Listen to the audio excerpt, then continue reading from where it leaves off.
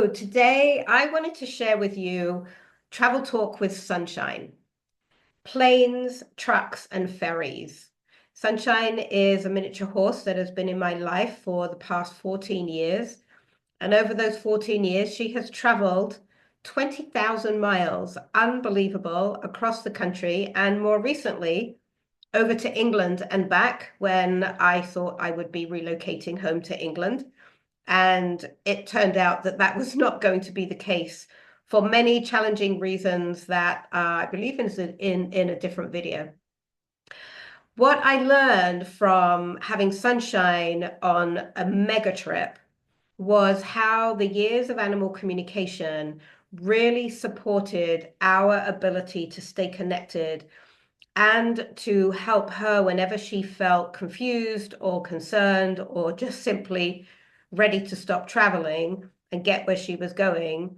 We were able to communicate. And in that communication, not only did I learn even more about how that works, but I learned that I could be the advocate and the go-between with her and whoever was handling her in the different parts of her journey. This was something that was so awe-inspiring. I really wanted to share it because I believe that when we really hone in on our own skills of animal communication, it is so much easier to let go of the worry and the concern and be proactive, even if they're out of our hands, even if they're on the road and we're not, to be able to really bring that heart connection that we can support them. So I wanted to share a little bit about the journey and how this worked for Sunshine and I, and how she was able to show me not only what she needed and when, but she also showed me how to energetically reconnect to her when she was on a different continent. And this is where probably my biggest teaching had come from. So her trip from the US to the UK encompassed going from Maine to Connecticut to New York to the airport, flying to Liège, Belgium, and then from Liège, a ferry going across the channel into southern part of England and then trucking over to East Sussex. Quite a trip. And what I learned with Sunshine is how incredibly courageous, resilient, and willing she is, and that every person that ever meets Sunshine immediately falls in love with her. So a lot of the trip going out to the UK, she was really quite content and happy with. The only time that she really tapped in with me critically from her perspective was when she was in Belgium traveling by a horse truck, sorry, one of those great big trucks, to get on a ferry and then go to England. She was getting impatient. She had been traveling a lot over a number of days. And even though the care was phenomenal, she was just ready to stop moving. So as I checked in with the driver that was taking her to East Sussex from Belgium, he told me that they would be getting on a ferry. And so what I realized when I tapped in was that Sunshine was going to feel a very different experience under her feet than she was with the truck. So I tapped into her and I explained and I gave her a time frame that during this time frame, the feeling under her feet was going to be different because she was going to get on a boat and go across the ocean.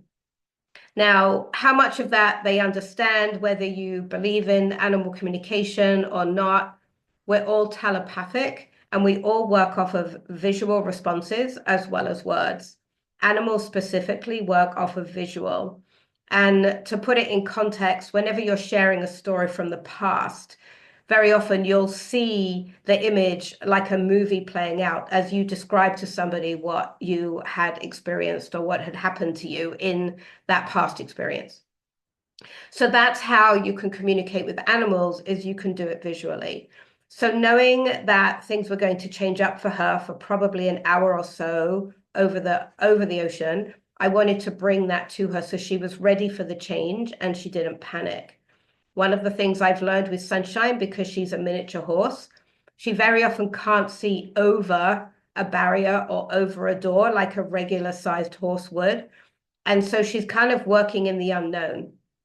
A great lesson for us all, but sometimes not in this particular situation. So I wanted to explain that to her. So I was able to get her on the ferry over the other side. And then it was impatience on her part. She just, when am I going to be there? When am I going to be there? When am I going to be there? And she finally arrived in East Sussex, and we met the truck to bring her off the truck and take her down to the farm.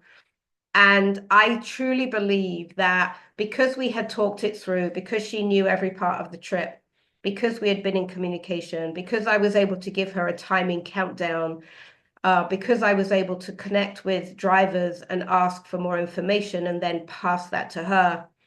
She had been on the road for almost a week in different places with different people doing different things, and yet she walked off of that truck like she was still in America in a place that she knew. It was dumb. I was amazed, honestly, that she literally didn't even look around to wonder where she was. And we walked straight down the driveway to the farm. There was no stress, there was no anxiety, there was nothing. And so it helps me to really feel into the fact that if they know, and whether it's visual, whether it's talking, it makes their lives less of a surprise. We kind of presume that they land somewhere and they just know. Well, we do, but unless we tell them, they don't. So bringing all of that to her, I really felt helped. So our time in England was wonderful, amazing, very challenging. Lots of things happened that really made it clear that we weren't staying. And so 9 months later, we were returning to the US.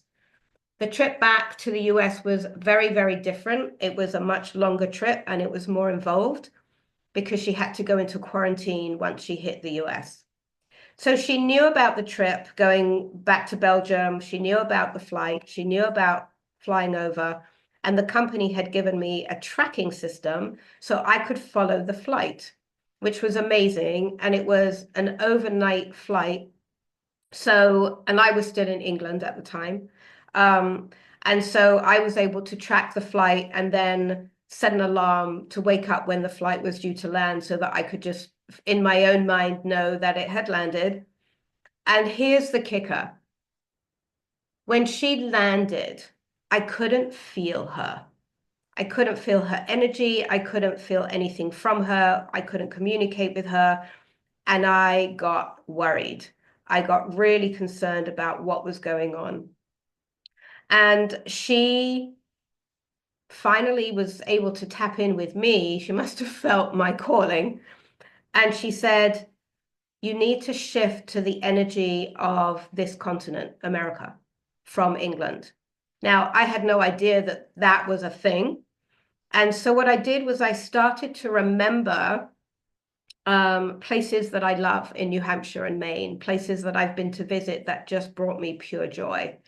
And what I found was it plugged me in to the energy that she was talking about by being on the continent of America. And then literally she dropped back in. I felt her presence again, and I was able to track her up to Connecticut, I think it was, or Rhode Island, no, Connecticut, no, Rhode Island, I can't remember, to a quarantine place where she had to be for 3 weeks. So she had lots of questions when she got there. She was the first miniature horse they had ever worked with. They all fell in love with her. But again, all of the paddocks and the stalls were all for warm bloods and the much, much bigger event horses. So one of her biggest issues was that she couldn't see. She could barely see through the slats of the wooden paddock, but she was isolated, which she hates. And then when she was in the stall, even though it was a massive stall, she couldn't see over. And for her, being able to see her surroundings and see daylight is really important. So I would just go back and forth with the people at the farm and just double check that she had what she needed, that she had plenty of room, that they were checking in on her, which they were. And that seemed to ease her stress about the situation that she was in. The other time that we communicated really hard was when she was getting on the plane in Belgium flying out to the US. So the process is that they come through the airport, they have a lot of checks done, and then they get onto the plane and they're in a stall. And what I felt from her was panic. And she said, I don't know what's happening. I can't see out. I'm not sure what's going on. And I don't think she had access to food, which is her entire life. And she just had this panic. And I was really concerned about her. And I sat and I tapped in and I asked her what was going on. And then I contacted the handlers, the people that were handling her at the airport. And I just said to them, out of curiosity, where is Sunshine right now? And what is her situation? And how are things going? And so they said that she was currently shut in a space for takeoff. But once the takeoff had happened, there's a door that would open and she would have access to hay and she would be able to see out. And that's what she was experiencing. So I relayed that back to Sunshine, and the immediate shift in her from panic to calm was palpable. And so then I knew that she would be all right for the flight. And then she made it back. She spent 3 weeks at the farm in quarantine and then made her way back to the farm in Maine, where she is now and has been for 5 years altogether now. The reason I'm sharing this with you is because I am so passionate about always keeping our animals on the same page by telling them what's happening and what's going on. And when I did this trip with Sunshine, because my dog and I also obviously flew back and forth, but when I did this trip with Sunshine, it was so pivotal to learn how far we had come in our communication together, our relationship together, our advocacy for each other.